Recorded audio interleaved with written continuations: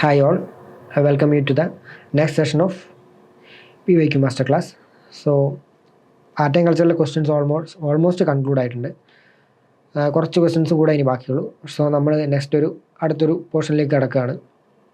GS1 തന്നെ നമ്മൾ ഇപ്പോൾ എടുത്തിട്ടുള്ളത് ഇൻഡസ്ട്രിയൽ റവല്യൂഷനായിട്ട് ബന്ധപ്പെട്ടുള്ള വേൾഡ് ഹിസ്റ്ററിയിലെ ഒരു ചോദ്യമാണ്. സോ നമുക്ക് ചോദ്യത്തിലേക്ക് കടക്കാം. ഇവിടെ question, how far was the industrial revolution in England responsible for the decline of handicraft and cottage industries in India? 15 മാർക്കിൻ്റെ ക്വസ്റ്റ്യൻ ആണ്. സോ ഓൾറെഡി നമുക്കറിയാം 15 to 18 പോയിൻറ്റ്സ്.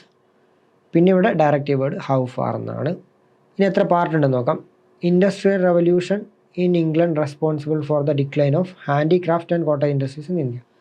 ഇതിന് നമ്മൾ പാർട്ട് ചെയ്യുമ്പോൾ എല്ലാവരും വിചാരിക്കും ഹാൻഡിക്രാഫ്റ്റിനെയും കോട്ടേജ് ഇൻഡസ്ട്രീനെയും ഡിഫറെൻ്റ് ആക്കാൻ എന്നുള്ളത് നടക്കില്ല. എന്താ വെച്ചാൽ രണ്ടും ഓൾമോസ്റ്റ് ഒരേ നേച്ചറുള്ള ഇൻഡസ്ട്രിയാണ്. സോ അതിനെ ഡിഫറെൻ്റ് ആക്കി നമ്മൾ ഒരേ പോയിൻറ്റ്സ് രണ്ടിലും എഴുതി പോയിൻറ്റ്സ് ഓവർലാപ്പ് ചെയ്യുന്നതിനേക്കാൾ ബെറ്റർ ആയിട്ടുള്ള വേർഷൻ എന്ന് പറയുന്നത് സിംഗിൾ പോയിൻ്റ് ആയിട്ട് എഴുതുക എന്നുള്ളതാണ്.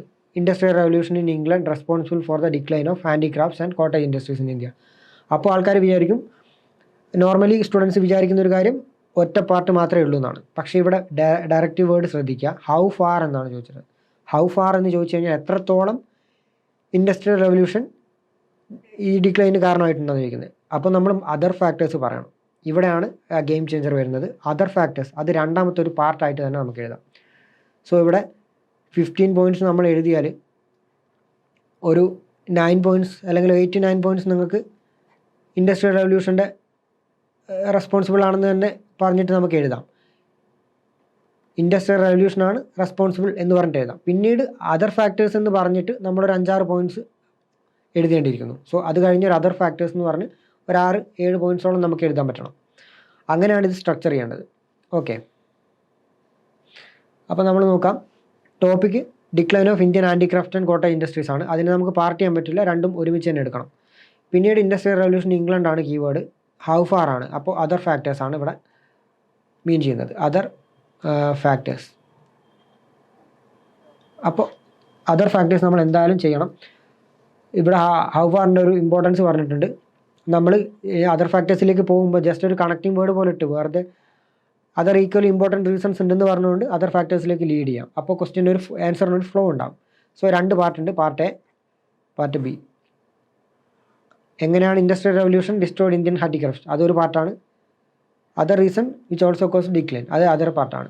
സോ ആ രീതിയിൽ ചെയ്യാം.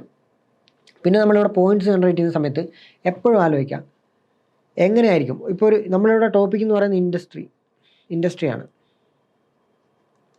കോട്ടേജ് ഇൻഡസ്ട്രിയും ഹാൻഡിക്രാഫ്റ്റുമാണ് ചോദിച്ചിട്ടുള്ളത്. സോ ഏതൊരു ഇൻഡസ്ട്രി ആണെങ്കിലും, ഇപ്പോൾ കറൻ്റ്ലി കണ്ടംപററി ആയിട്ടുള്ള ഒരു ഇൻഡസ്ട്രി ആണെങ്കിൽ പോലും അതിൻ്റെ ഡിക്ലൈനിലേക്ക്, ഇപ്പോൾ ഒരു ഇൻഡസ്ട്രി ഡിക്ലൈൻ ചെയ്യുകയാണെങ്കിൽ അതിൻ്റെ ഡിക്ലൈനിലേക്ക് റീസെൻ്റ് ആയിട്ടുള്ള കുറച്ച് കാര്യങ്ങൾ എന്തൊക്കെയായിരിക്കും. അങ്ങനെ ചിന്തിക്കുമ്പോൾ നമുക്ക് മനസ്സിലാവും ടെക്നോളജി വലിയൊരു മാറ്ററാണ്. ഫോർ എക്സാമ്പിൾ, ഇപ്പോഴാണെങ്കിൽ ഏതെങ്കിലും ഒരു ഇൻഡസ്ട്രി തകരുന്നുണ്ടെങ്കിൽ അത് ടെക്നോളജിക്കലി അപ്ഗ്രേഡ് ആവാത്തതായിരിക്കാം അതിൻ്റെ റീസൺ. അല്ലെങ്കിൽ ട്രേഡ് റിലേറ്റഡ് ആയിട്ടുള്ള സപ്ലൈ ചെയിൻ ഡിസപ്ഷൻ അതുപോലുള്ള എന്തെങ്കിലും കാര്യങ്ങൾ. ഇപ്പോൾ സപ്ലൈ ചെയിൻ, ഇപ്പോൾ റോ മെറ്റീരിയൽസ് വരുന്നതിൽ നിന്നു, അല്ലെങ്കിൽ എന്താ പറയുക, ഇവർക്ക് മാർക്കറ്റ് കണ്ടെത്താൻ പറ്റില്ല, അതുപോലുള്ള കാര്യങ്ങളായിരിക്കും. പിന്നെ പോളിസീസ്, ഗവൺമെൻറ് പോളിസീസ് ആയിരിക്കാം. ഇപ്പോൾ അതുവരെ സപ്പോർട്ട് കൊടുത്തിട്ടുണ്ടായിരുന്നു, പെട്ടെന്ന് സപ്പോർട്ട് പിൻവലിച്ചു, സബ്സിഡീസ് അതുപോലുള്ള കാര്യങ്ങൾ പിൻവലിച്ചു. അല്ലെങ്കിൽ ഓവറായിട്ട് മറ്റ് കോമ്പീറ്റീവ് ആയിട്ടുള്ള മറ്റൊരു ഇൻഡസ്ട്രിക്ക് സപ്പോർട്ട് കൊടുത്തു, അതുപോലുള്ള റീസൺസ് ആവാം. പിന്നെ അഡ്മിനിസ്ട്രേഷൻ ആവാം, അഡ്മിനിസ്ട്രേറ്റീവ് ആയിട്ടുള്ള റീസൺസ് ആവാം. ഇപ്പോൾ എന്താ പറയുക, ഒരു ഇൻഡസ്ട്രിക്ക് ഒരുപാട് റെസ്ട്രിക്ഷൻസ് വന്നു, അതുപോലുള്ള കാര്യങ്ങളാവാം. പിന്നെ മാർക്കറ്റ് ആക്സസ്, അതുപോലുള്ള അവൈലബിൾ ആയിട്ടുള്ള മാർക്കറ്റ് കണ്ടെത്താൻ പറ്റിയില്ല, അതുപോലെ. പിന്നെ സൊസൈറ്റിയിലായിട്ടുള്ള റീസൺസ് ആവാം, ആൾക്കാരുടെ ബിഹേവിയറൽ ചേഞ്ചസ് ആവാം. എക്കണോമിക്കലായിട്ടുള്ള ചേഞ്ചസ് ആവാം. പിന്നെ ഗ്ലോബൽ കോമ്പറ്റീഷൻ കാരണം, ഇപ്പോൾ influx of other countries, same product മറ്റ് കൺട്രീസ് ഇങ്ങോട്ടേക്ക് ഇൻഫ്ലക്സ് ചെയ്ത് കഴിഞ്ഞാൽ നമുക്ക് ഉണ്ടാവും. അതുപോലത്തുള്ള ഡിക്ലൈൻസിൻ്റെ റീസൺ ഇപ്പോഴാണെങ്കിൽ ഒരു ഇൻഡസ്ട്രിയുടെ ഡിക്ലൈൻ്റെ റീസണാണ് ഈ പറഞ്ഞിരിക്കുന്നത്. സോ അത് നമുക്ക് കോട്ടേജ് ഇൻഡസ്ട്രിയിലും നോക്കാം എങ്ങനെയായിരിക്കും. നമുക്ക് കോട്ടേജ് ഇൻഡസ്ട്രിയിലും അത് റിഫ്ലക്റ്റ് ചെയ്ത്, ഹാൻഡിക്രാഫ്റ്റ് ആൻഡ് കോട്ടേജ് ഇൻഡസ്ട്രിയിൽ അത് റിഫ്ലക്റ്റ് ചെയ്തിരിക്കുക എങ്ങനെയാണെന്ന് നമുക്ക് നോക്കാം.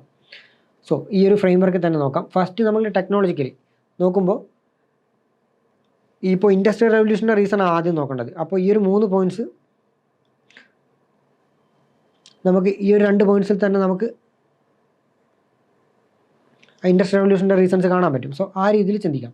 അപ്പോൾ ടെക്നോളജിയിൽ ചിന്തിക്കുമ്പോൾ how D technology change production, എങ്ങനെയാണ് ടെക്നോളജി പ്രൊഡക്ഷൻ ചേഞ്ച് ചെയ്തത്. ആ രീതിയിൽ നോക്കുമ്പോൾ സ്റ്റീം എൻജിൻസ്, ഇംഗ്ലണ്ടിൽ സ്റ്റീം എൻജിൻസിൻ്റെ വരവോടുകൂടി അവിടെ ടെക്നോളജിക്കൽ, പിന്നെ സ്പിന്നിങ് ജെന്നി അത് മാനുഫാക്ചറിങ് എളുപ്പമാക്കി.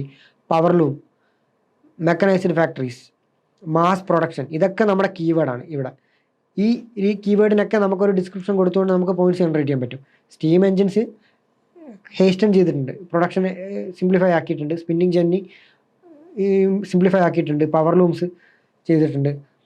പിന്നീട് മാർക്കറ്റ് കോമ്പറ്റീഷൻ, ബ്രിട്ടീഷ് ടെക്സ്റ്റൈൽസ്, ചീപ്പായിട്ടുള്ള ബ്രിട്ടീഷ് ടെക്സ്റ്റൈൽസ് ഇന്ത്യയിലേക്ക് വന്നു. British productivity, uniform quality, large scale production, price competition. So these reasons exaggerated the effect. So decline hasten ചെയ്തു ഈ കാര്യങ്ങളൊക്കെ. സോ ഈ രീതിയിൽ നമുക്ക് ചിന്തിക്കാം. മാർക്കറ്റ് കോമ്പറ്റീഷൻ, ഇതൊക്കെ നമുക്ക് ഇൻഡസ്ട്രിയൽ റെവല്യൂഷൻ്റെ റീസൺ ആയിട്ട് എഴുതാൻ പറ്റും. ഇപ്പോൾ ബ്രിട്ടീഷ് ടെക്സ്റ്റൈൽ അത് ഇൻഡസ്ട്രിയൽ റെവല്യൂഷൻ്റെ ഒരു പ്രൊഡക്റ്റാണ്. പ്രൊഡക്ടിവിറ്റി, അവരുടെ ബെറ്റർ പ്രൊഡക്ടിവിറ്റിയായിരുന്നു അവരുടെ ഏറ്റവും വലിയ മുഖമുദ്ര എന്ന് പറയുന്നത്. പിന്നീട് ക്വാളിറ്റി, യൂണിഫോം ക്വാളിറ്റിയിലുള്ള കാര്യങ്ങളായിരുന്നു. നമ്മളെക്കാൾ കുറച്ചുകൂടെ ക്വാളിറ്റി കൂടിയ കാര്യങ്ങളായിരുന്നു അവർ പ്രൊഡ്യൂസ് ചെയ്തുകൊണ്ടിരുന്നത്. പിന്നെ പ്രൊഡക്ഷൻ, ആ ലാർജ് സ്കെയിലായിരുന്നു. നമ്മുടെ ഇത്രയും വലിയൊരു പോപ്പുലേഷനെ സസ്റ്റെയിൻ ചെയ്യാൻ പറ്റുന്ന ഒരു പ്രൊഡക്ഷൻ അവർക്കുണ്ടായിരുന്നു.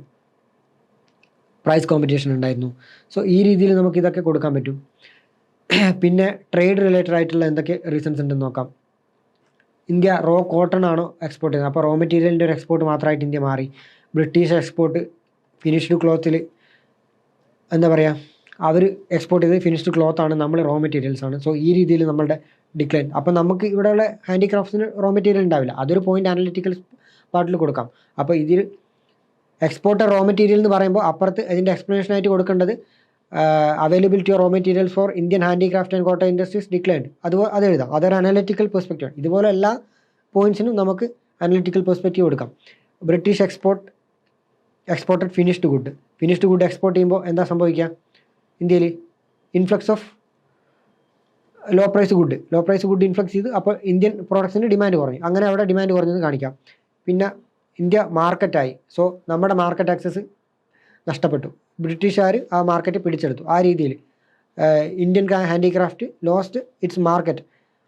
ആ രീതിയിൽ പറഞ്ഞിട്ട് British replaced Indian handicraft and cotton industries എന്ന് പറഞ്ഞിട്ട് അവിടെ അനലിറ്റിക്കൽ ആംഗിൾ കൊടുക്കാം.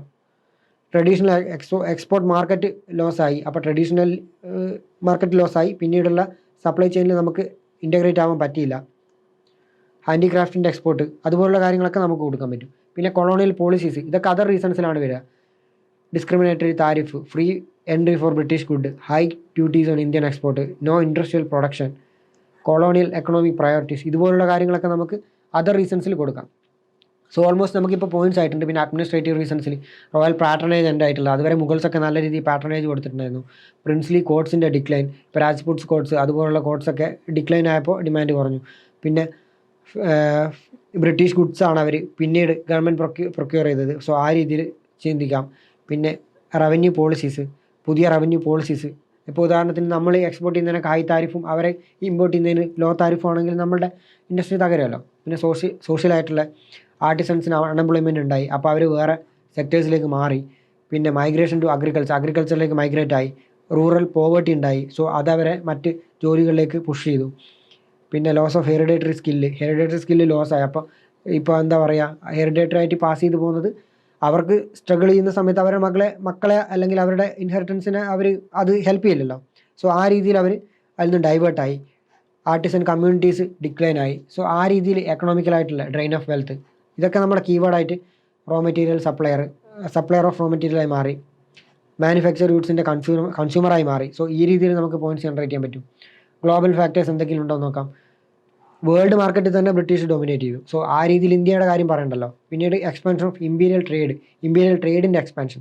സോ ഈ രീതിയിൽ നമുക്ക് പോയിന്റ്സ് ജനറേറ്റ് ചെയ്യാൻ പറ്റും. അപ്പോൾ ഗ്ലോബൽ ഫാക്ടേഴ്സ്, ഇന്ത്യയിലുള്ള ഏതൊരു ഇൻഡസ്ട്രി ആണെങ്കിലും തകർച്ചയ്ക്ക് ഗ്ലോബൽ ഫാക്ടേഴ്സ് റീസൺ ആയിട്ടുണ്ടാവും. ക്യാപിറ്റലിസം, ഡിമാൻഡ് ഷിഫ്റ്റായി. ഈ രീതിയിൽ നമുക്ക് കൺക്ലൂഡ് ചെയ്യാൻ പറ്റും. പിന്നെ ആ ആൻസർ ഓർഗനൈസ് ചെയ്യുന്ന സമയത്ത് നേരത്തെ പറഞ്ഞിട്ടുള്ള ടെക്നോളജി, മാർക്കറ്റ്, ട്രേഡ് റിലേറ്റഡ് ആയിട്ടുള്ള കാര്യങ്ങൾ ഇൻഡസ്ട്രിയൽ റവല്യൂഷൻ്റെ റീസൺ ആയിട്ട് എഴുതാം. ബാക്കിയുള്ള കാര്യങ്ങൾ അതർ ഫാക്ടേഴ്സ് എന്ന് പറഞ്ഞിട്ട് എഴുതാം, അതർ ഫാക്ടേഴ്സ്. സോ ഈ രീതിയിൽ നമുക്ക് പോയിന്റ്സിനെ അറേഞ്ച് ചെയ്യാൻ പറ്റും. പിന്നെ നോക്കുകയാണെങ്കിൽ ഡയമെൻഷൻസ്, ഈ ഡയമെൻഷൻസ് വെച്ചിട്ടും നമുക്ക് ഇപ്പോൾ പൊളിറ്റിക്കൽ റീസൺ ആയിട്ട് നമുക്ക് പറയാം. ഇപ്പോൾ പൊളിറ്റിക്കലായിട്ടുള്ള കാര്യങ്ങളായിട്ട് നമുക്ക് പാട്രണേജ് പോയതും അതുപോലുള്ള കാര്യങ്ങളൊക്കെ നമുക്കത് അങ്ങനെ പറയാം.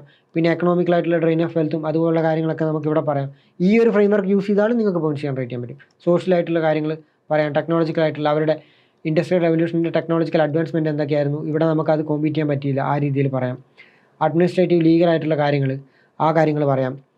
പിന്നെ അവരുടെ സപ്പോർട്ട് കൂടുതലും ബ്രിട്ടീഷ് പ്രൊഡക്ഷനായിരുന്നു, അപ്പോൾ ആ രീതിയിൽ അങ്ങനെ കൺക്ലൂഡ് ചെയ്യാൻ പറ്റും. സോ ഈ രീതിയിലും നമുക്ക് പോയിന്റ്സ് ജനറേറ്റ് ചെയ്യും. കൺക്ലൂഡ് ചെയ്യുന്ന സമയത്ത് നമ്മൾ പറയേണ്ടത് നമ്മളോട് ഇവിടെ ഹൗ ഫാർ എന്നാണ് ചോദിക്കുന്നത്. അപ്പോൾ നമ്മൾ അവരുടെ ഒരു ഒപ്പീനിയൻ പറയണം. അപ്പോൾ decline of Indian handicraft was not merely the result of technological superiority, it become a consequence of technology combined with colonial exploitation. Other factors ഉണ്ടെന്നുള്ള രീതിയിൽ എന്നെ കൺക്ലൂഡ് ചെയ്യാം. സോ ഈ രീതിയിൽ നമുക്ക് കൺക്ലൂഷൻ എഴുതാൻ പറ്റും. പിന്നെ ഇൻഡസ്ട്രിയൽ റെവല്യൂഷൻ്റെ ഒരു 18th സെഞ്ചുറിയിലാണ് ഇൻഡസ്ട്രിയൽ റെവല്യൂഷൻ സ്റ്റാർട്ട് ചെയ്തതെന്ന് പറഞ്ഞിട്ട് ഇൻട്രൊഡ്യൂസ് ചെയ്യുന്ന സമയത്ത് നമുക്ക് അങ്ങനെ രീതിയിലൊരു ഇൻട്രൊഡക്ഷൻ കൊണ്ടുവരാൻ പറ്റും. സോ എന്നിട്ട് 18th സെഞ്ചുറി ഇൻഡസ്ട്രിയൽ റെവല്യൂഷൻ അതിനെപ്പറ്റി കോട്ട് ചെയ്തിട്ട് പിന്നീട് അതിനെ ക്വസ്റ്റ്യനായിട്ട് ലിങ്ക് ചെയ്യുക. Decline of handicrafts in cottage industries in India എന്ന് ലിങ്ക് ചെയ്തിട്ട് നമുക്കൊരു ഇൻട്രൊഡക്ഷൻ എഴുതാൻ പറ്റും സിമ്പിളായിട്ട്. സോ ഈ രീതിയിൽ നമുക്കിവിടെ പോയിന്റ്സ് ജനറേറ്റ് ചെയ്യാൻ പറ്റും. Okay, so thank you.